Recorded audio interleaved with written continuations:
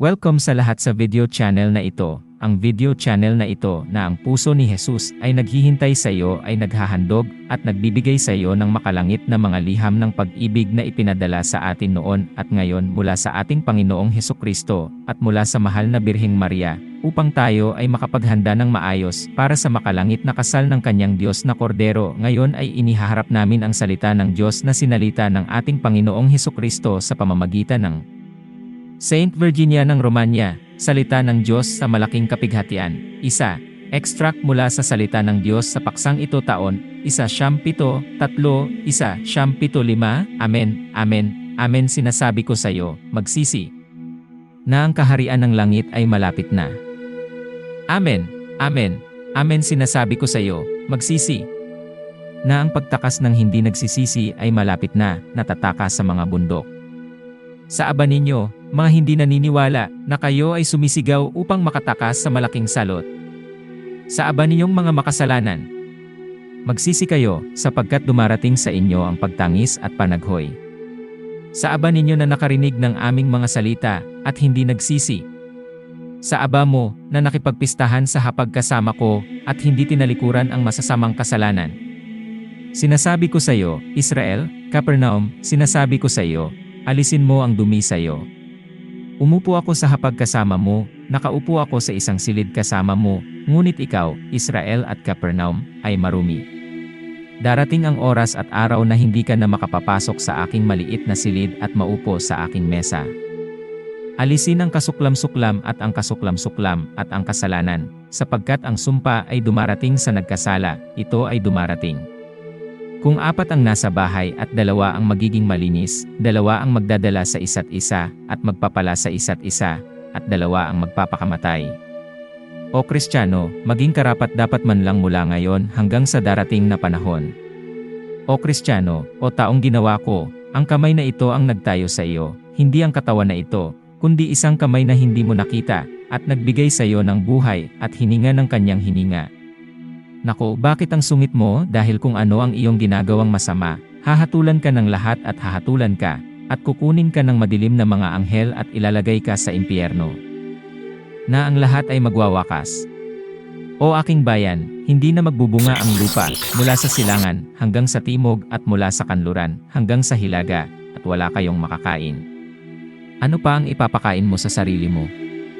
Ngunit sa mga makakasama ko, magpapadala ako ng mga uwak, tulad ni Elias, upang pakainin sila. Matutuyo ang tubig. Wala kang madidilig sa iyo, at ito ay ginagawa para sa problema at pagdurusa ng mga makasalanan, upang sila ay magbalik. Ngunit hindi sila babalik, kundi lalala, at pagkatapos ay darating ang pagkawasak. Mula sa isang bahay, kung may maiiwan, 1% ang maiiwan. Sinasalita ko ang salitang ito. Aking mga anak, para sa kasalanan na nasa inyo ngayon. Nagagalak ang Diyos kung wala ng mga sanggol na isisilang, dahil ang impyerno lamang ang natutuwa sa mga pagsilang na ito, at ang Diyos ay nagdadalamhati, umiiyak. O minamahal na mga tao, kung kanino binigyan ka ng Diyos ng kanyang larawan, binigyan ka ng kanyang tinig. Mag-ingat sa kasalanan, huwag pagyamanin ang maruming espiritu. Ang isang Jesus ay hindi na lumalapit sa iyo, upang kunin ka, at sa kasalanang kinaroroonan mo, sa gayon ikaw ay mapapahamak. Wala nang dumating na mga propeta, dahil ang pananampalataya ay nawala. Ngayon alam mo na kung ano ang darating.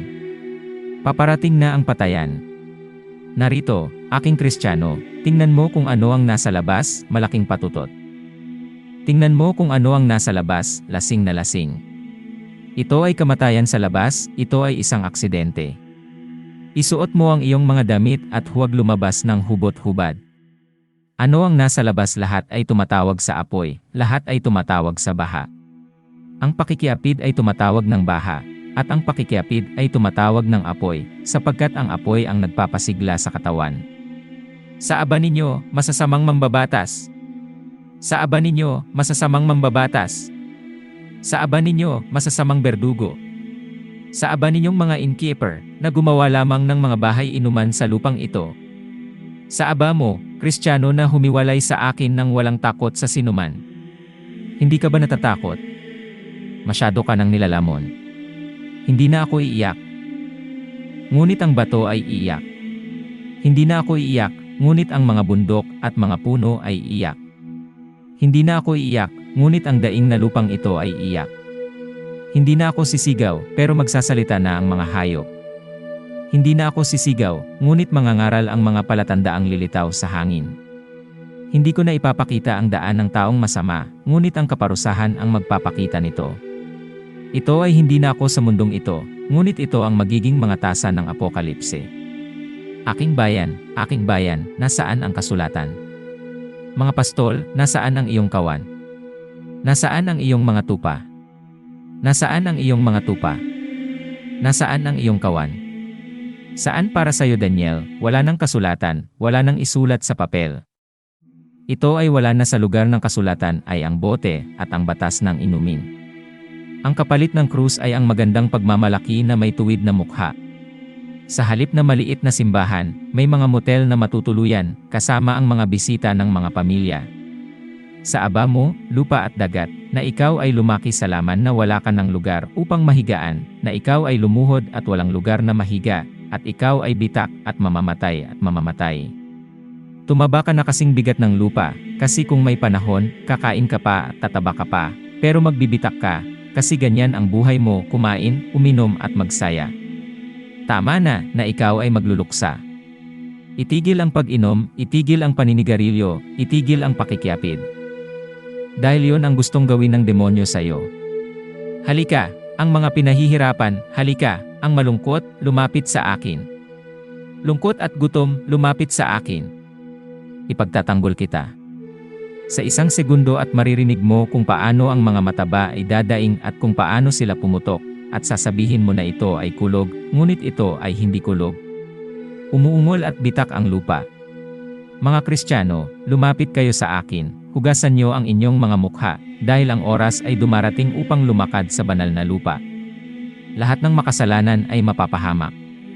Ang pagkawasak ay dumarating, sa isang kisap mata ang kamatayan ay dumarating sa lahat. Tanging ang mga hindi sumamba sa anumang uri ng kasalanan ang makakatakas. Jerusalem, Capernaum, Israel, maririnig mo ang mga trompeta, at kapag narinig mo, alamin, ang iyong tawag ay magiging. Para sa ilan ay magkakaroon ng malaking kapighatian, at ang mabuti ay tutuntong sa makalangit na hagdan. Nagsimula na ang wakas, ngunit walang gustong maniwala. Babae side ang tinutukoy ko. Napakabuti kung hindi mo isuot ang iyong hubad na katawan, kung nais mong mahalin, hindi ng mundo, kundi ng akin. Aking mga anak, lumapit sa akin, sapagkat ako ay nagsasalita sa inyo, at ang aking dugo ay umaagos. Iniiwan ng babae ang mga bata sa bahay at lumabas sa walang laman na kalye, at iniwan ng mga lalaki ang mga babae sa bahay, kasama ang mga bata, at pumunta sa hubad na babae. Ang gulo! Hindi na alam, ito ay isang kulungan ng baka. O, bakit hindi mo nararamdaman ang sakit na ito ng amin at sa iyo?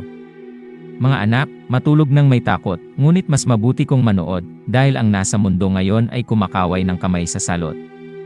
Darating ang kaparusahan sa masasamang ayaw maging tapat, na marami sa inyo, ay may mga kapatid na mapapahamak.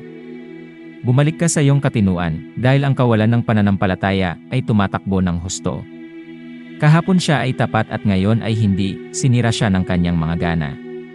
Mga anak ko, magbukod kayo, sapagkat sila'y mag-aapoy na parang gas, gayon din ang makasalanang tao ay magliyab mula sa apoy. Ito ay ang lupa na puno ng walang laman na laman. At para sa walang laman na ito ay ninais ng Diyos na ang buong hininga ay mapahamak. Naniniwala. Mas mabuting tumakas, Kristiyano, sa ilang, baka madaya ka nila, hanggang sa matapos ang panahong ito ng kaguluhan. At kung alam mong hindi ka nila dinadaya, hindi ka nila pinapunta sa disyerto, dahil mas mataas ang kabayaran dito.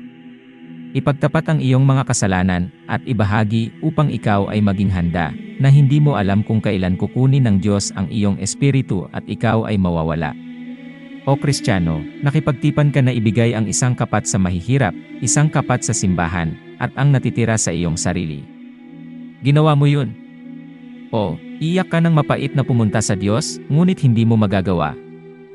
Dahil may digmaan sa pagitan natin. Gumising ka, Kristiyano, dahil wala pang digmaang tulad nito mula pa noong unang panahon, isang digmaan sa pagitan ng Diyos at ng masamang espiritu.